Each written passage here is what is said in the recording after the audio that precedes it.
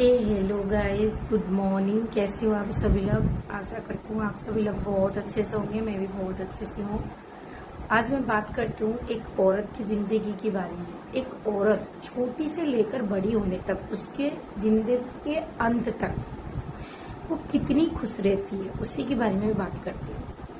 आजकल की दुनिया में जो औरत के साथ हो रहा है वो तो आप लोगों को छुपा ही नहीं होगा।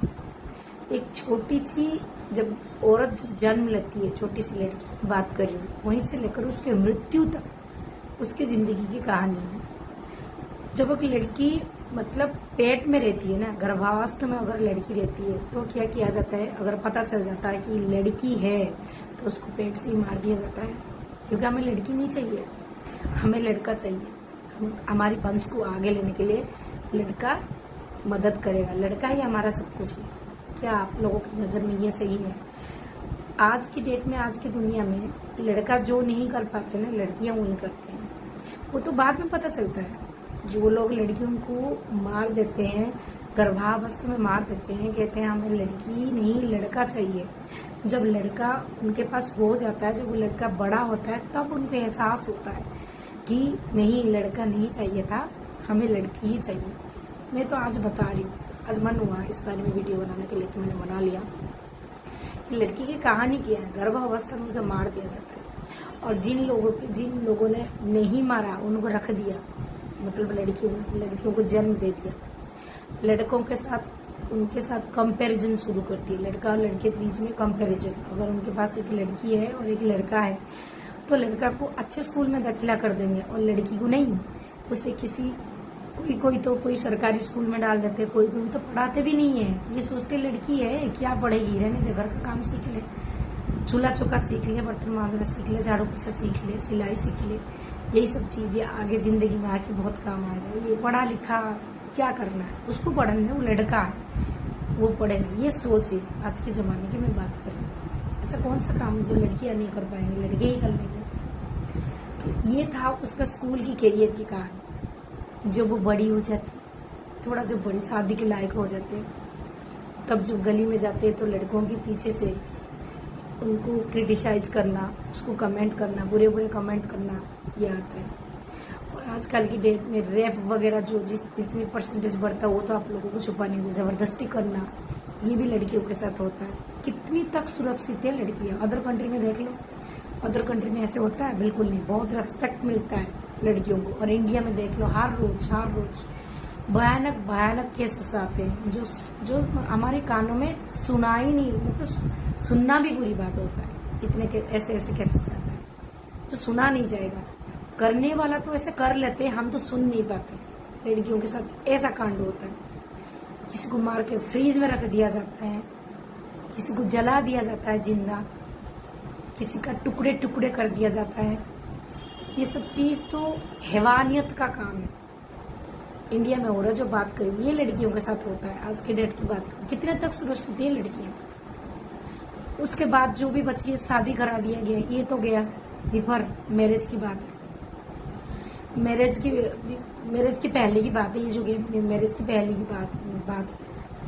आफ्टर मैरिज के बाद क्या होता है उनके साथ? शादी करके लड़कियां चले जाती है ससुराल में टर्चर कोई कम नहीं देते। सास की हिसाब से चलो तो भाई खुश होगी। सास जो कहेगी उठना तो उठ, बैठना तो बैठ। सास कहेगी सुबह 5 बजे उठना तो उठ के काम कर, 6 बजे अगर उठ लिया, 1 घंटे लेट हो गए तो कयामत हो गई। ठीक है, उनकी अंडर में रहना पड़ेगा। ससुराल के हर सदस्य के अंडर रहना पड़ेगा। सास एक बोलेगी, ससुर एक मतलब बोलेगा, और हस्बैंड एक बोलेंगे। सबका मन को लेके चलना तो सही वो है। अगर सबकी मन के लेकर आप नहीं चला तो आप गलत बोलो। दूसरा वजह, पहले दहेज की डिमांड अभी भी चल रहा है, अभी भी वही है। हमें इतने रुपए दहेज चाहिए, लड़की मान लो खरीद के लाए। पहले जो ये दहेज था ना, वो एक प्रथा था कि लड़की जा रही है तो भाई थोड़ा बहुत देना पड़ता है। ठीक है, अपने सम्मान को बचाने के लिए कि लड़की जा रही है तो उसको थोड़ा बहुत अपने हिसाब से देना पड़ता है। बट उस प्रथा को इन लोगों ने पूरी डिमांड बना रखी है। हमें चाहिए मतलब चाहिए, ये चाहिए, इतने पैसे चाहिए, इतने गहने चाहिए, इतने सामान चाहिए, हमें चाहिए मतलब चाहिए। अगर उनमें ढीला कर दिए लड़की वाला ने, तभी भी ससुराल में जाके लड़की को टर्चर सहना पड़ता है।